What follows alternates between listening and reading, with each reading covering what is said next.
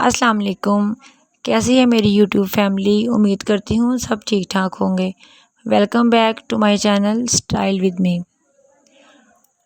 आज आपको मैं अपनी रूटीन दिखा रही हूँ। इसके साथ साथ ऐसी 10 चीज़ों पे, ऐसी 10 आदतों पे हम बात करेंगे जिनका इम्प्लीमेंट हम अपनी लाइफ में करके अपनी लाइफ को ईजी कर सकते हैं। और इसके साथ साथ कुछ ऐसी आदतें होंगी जिनमें हम अपने घर को मैनेजेबल कर सकते हैं और अपने घर को साफ़ सुथरा भी रख सकते हैं। सबसे पहली जो चीज़ है ना, आपने जो एक सबसे पहली चीज़ आ जाती है कि हर चीज़ को अपनी जगह पे रखें। इस तरह कोई भी चीज़ आप लेंगे, कहीं भी आप काम कर रहे हैं, आपने अपनी काम किया और वो अपनी चीज़ अपनी जगह पे वापस रख दी। इस तरह एक तो हमारे बच्चों में भी आदत डेवलप होती है और हमारा घर भी नीट एंड क्लीन रहता है। दूसरी बात जो मैं आपसे यहाँ पे कर रही हूँ वो ये है, की रिंग्स की जगह बनाएं। हमारी गाड़ी की चाबी है, घर की चाबियाँ हैं, हमारी अलमारियाँ की चाबियाँ, हमारी बहुत सारी ऐसी की रिंग्स होती हैं जो हमारी जगह जगह पड़ी होती हैं और हम बाहर से कहीं आते हैं और वैसे ही हम आके टेबल पे रख देते हैं।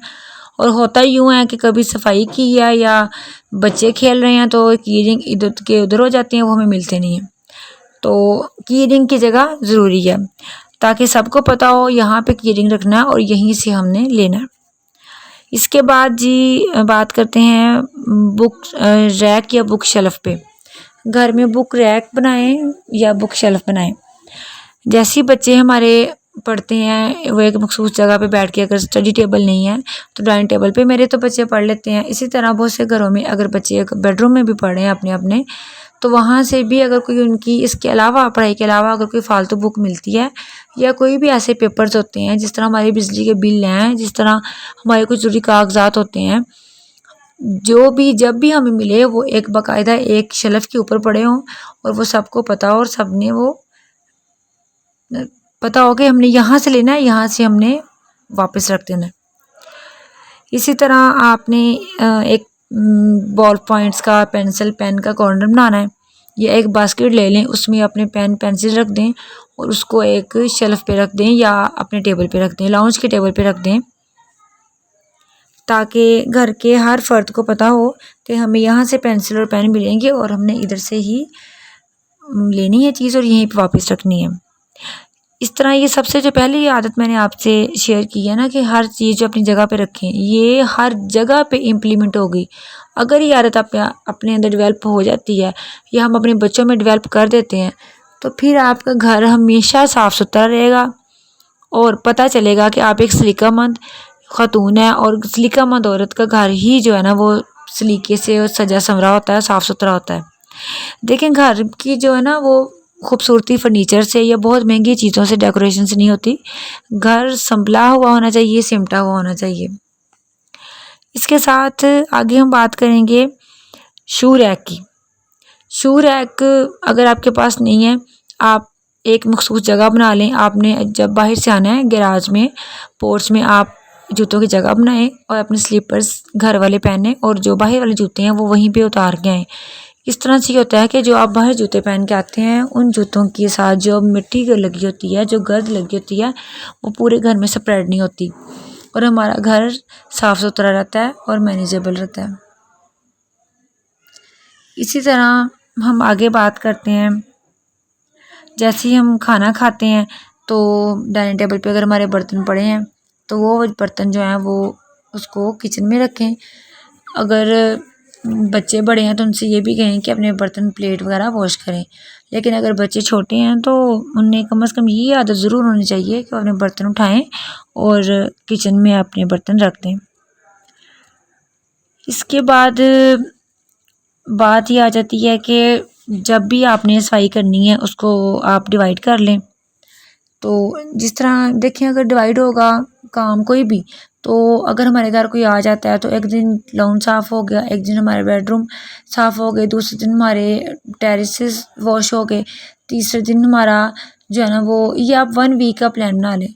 और अगर घर में वॉशरूम ज़्यादा हैं तो रोज़ाना के रोज़ाना वॉशरूम सारे के सारे वॉश नहीं हो सकते। अगर एक या 2 वॉशरूम है वो तो हम अरेंज कर लेते हैं, लेकिन अगर आपकी हेल्पर भी नहीं है, वॉशरूम ज़्यादा है, आपके घर बहुत बड़ा है माशाल्लाह, तो फिर आप उसको डिवाइड कर लें पोर्शन में। किसी दिन टेरेस वॉश कर लें, किसी दिन आप लाउंज वॉश कर लें, किसी दिन आप अपने वॉशरूम 2-2 वॉशरूम डिवाइड कर लें। लेकिन इसके साथ साथ जब आप मॉपिंग करती हैं तो आपको डस्टिंग करना ज़रूरी हो जाता है। डस्टिंग आपने ज़रूर करनी है। आपने डस्टिंग जो है ना वो रोज़ाना की रोज़ाना करनी है। उसका ये होगा कि आपको पता है पाकिस्तान में यहाँ बहुत मिट्टी है, हम जिस एरिया में रहते हैं, जहाँ भी रह लें, जितनी मर्ज़ी आप सफाई कर लें, तो डस्टिंग जो है ना वो मस्ट है। इसके बाद आ जाता है जी अपने डेकोरेशन पीस कम रखें, फर्नीचर अपना बहुत कम रखें, मतलब ज़रूरत का रखें। अगर आप एक्स्ट्रा ख़रीद लेते हैं तो उससे हमारे घर जो है ना वो बहुत कंजस्टेड लगता है, बहुत तंग लगता है। अगर हमारा फर्नीचर कम होगा, डेकोरेशन पीस जगह जगह नहीं पड़े होंगे, तो हमारा घर उससे खुला खुला लगेगा। और देखिए इसके बाद सबसे बड़ा मसला सफाई का आ जाता है, फिर सफाई करना मुश्किल हो जाती है, और फिर वही फर्नीचर वही डेकोरेशन पीसेस हमारे लिए जो है ना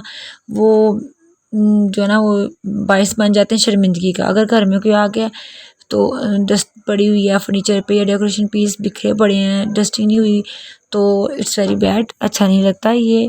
तो इससे बेहतर है कि उतना ही करें जितना आप की पहुँच है। आप सबसे पहले जब सुबह उठें तो अपने बेड खुद बना लिया करें।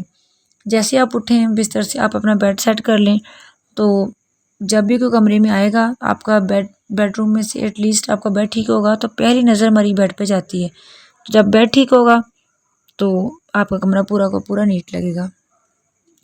इसके बाद रात को सोने से पहले अपने किचन काउंटर ज़रूर साफ़ कर लिया करें।